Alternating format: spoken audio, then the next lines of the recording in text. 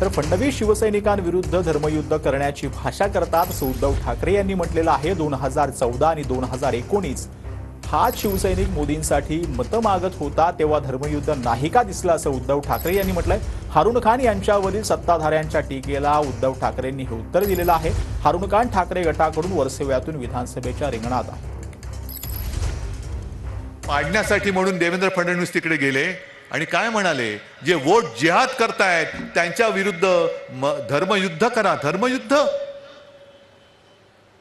त्या माझ्या शिवसैनिकाच्या विरुद्ध धर्मयुद्ध करताय तुम्ही?